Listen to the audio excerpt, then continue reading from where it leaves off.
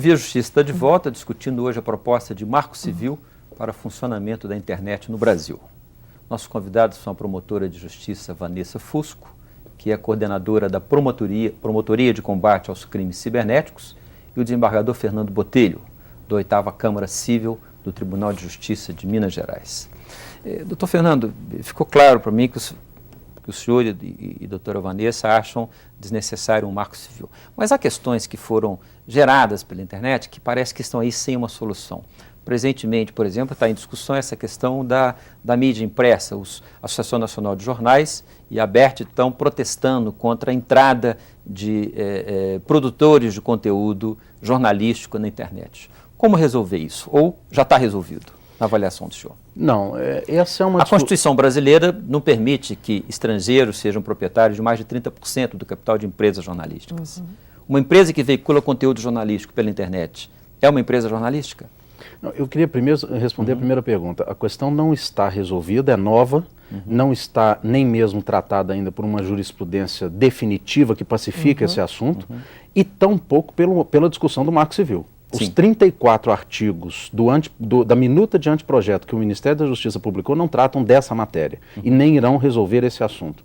Acho, inclusive, Manuel, que é um assunto de profunda indagação, de profunda discussão, que necessita de uma reflexão que terminará, sem dúvida, no Poder Judiciário, que dará a última palavra sobre o assunto. Mas não há necessidade de lei sobre ele, porque é uma interpretação, exatamente como você diz, de regras constitucionais absolutamente que dispensam qualquer outro complemento normativo. Não vai ser com essa edição profusa de lei que nós vamos resolver questões de alta indagação e que envolvam aspectos de tecnologia como esse. Queria dar um exemplo ligado ao que você perguntou. O problema hoje da propaganda eleitoral, por exemplo, que estabeleceu uma diferença de tratamento entre a mídia impressa para a propaganda eleitoral e a mídia eletrônica.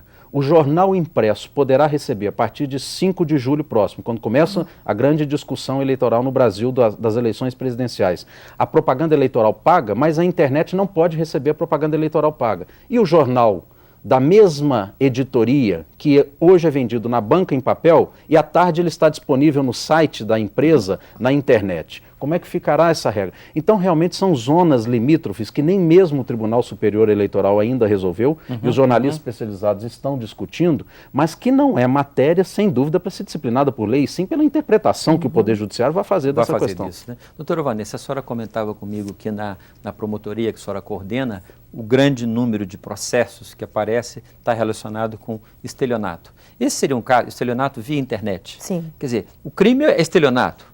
A internet é apenas a ferramenta. É a ferramenta. Eu costumo dizer que são os velhos crimes praticados no ambiente novo, que não tão novo assim, mas no ambiente virtual.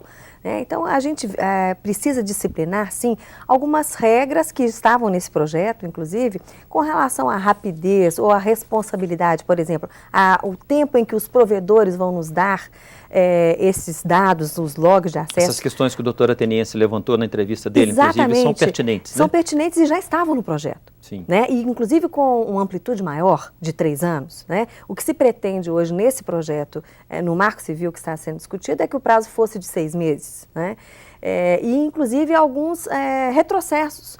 Por exemplo, nós temos no Ministério Público a possibilidade de fazer a requisição direta de dados de usuário, que isso não se trata de dados que são protegidos pelo sigilo constitucional. Nós não estamos tratando de conteúdo, isso é muito importante dizer. E também não dados de qualquer pessoa, não de pessoa a quem está sendo imputada a prática de um crime. Sim.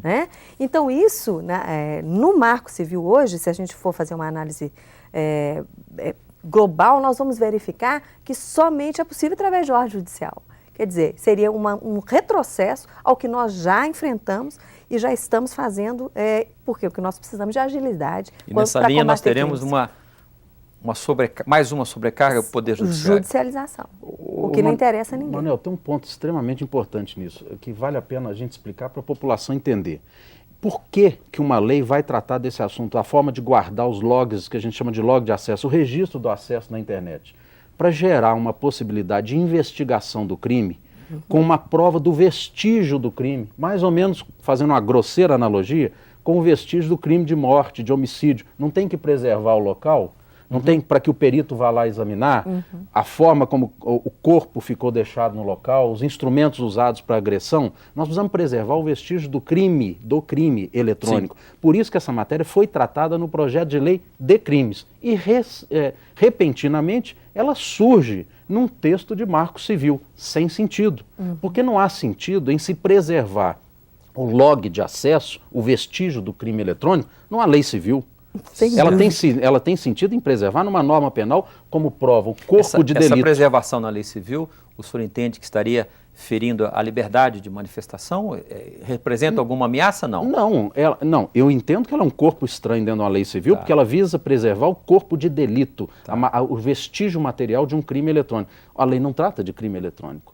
Agora, ela em si não viola absolutamente nada de sigilo comunicativo ou de conteúdo, como a doutora Vanessa explicou, porque trata-se apenas de uma possibilidade de informação dos chamados logs de acesso. Qual rede acessou qual rede, em que dia e em que tempo. Se nós não soubermos disso, a autoridade policial não consegue investigar, o Ministério Público não tem como formar uma convicção de acusação e tampouco o juiz a respeito da responsabilidade criminal. Ou seja, vamos fazer uma terra totalmente sem lei em matéria criminal. Mas isso é matéria criminal, isso não é coisa para marco civil. Perfeito.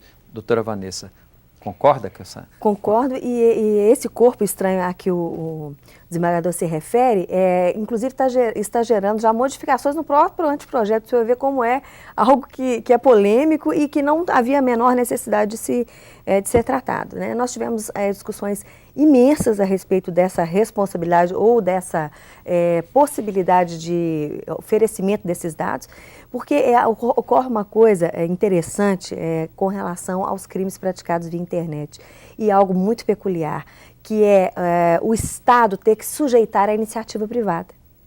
Porque eu, mesmo com requisição direta ou com ordem judicial, eu dependo da boa vontade do provedor me entregar o dia que ele quiser e do jeito que ele quiser, ainda nos tempos de hoje, né, o que eu pedi.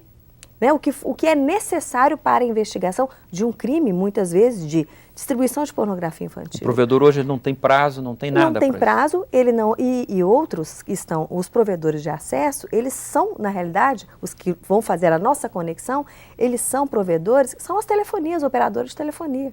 Né? E eles alegam dificuldades técnicas, etc., até no cumprimento de ordens judiciais.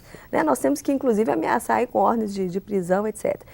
Então, eu acho que nós temos desafios e desafios imensos e não serão resolvidos com o estabelecimento desse marco civil.